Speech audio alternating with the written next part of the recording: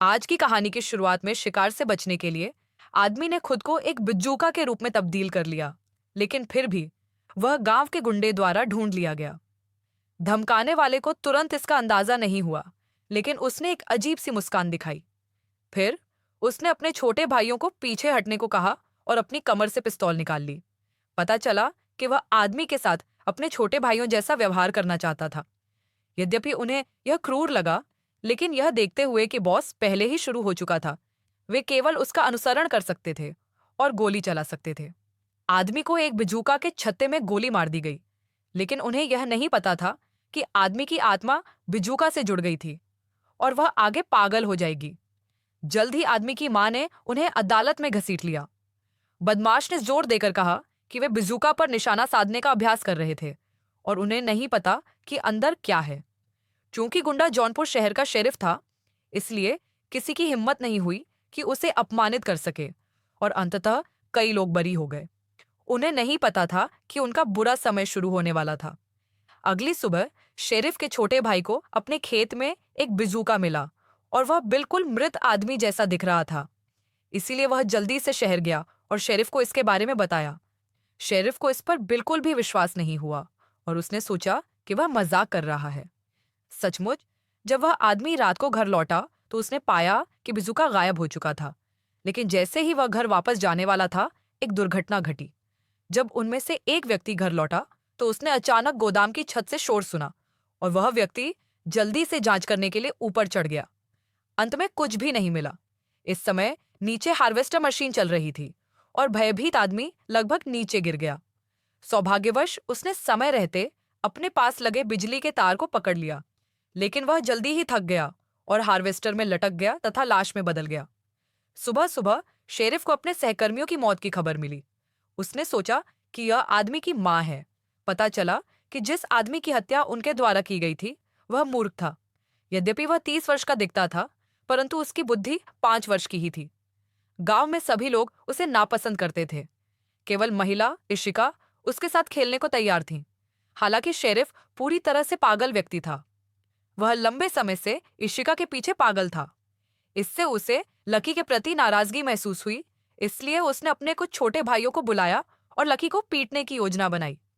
Lucky डर गया और घर वापस छिप गया, लेकिन उसकी मां ने शेरिफ को अपमानित करने की हिम्मत नहीं की और केवल उसे छिपने की जगह खोजने के लिए सिखा सकी। अप्रत्याशित रूप से लकी ने वास्तव में खुद को एक बिजूका के रूप में बदल लिया।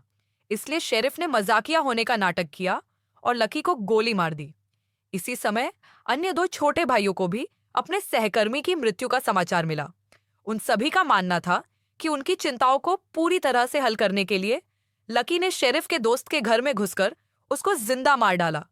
फिर उसने गैस चालू कर दी और पूरे यू आकार के कंटेनर में हवा भरने का इंतजार किया, जिससे तुरंत विस्फोट हो गया।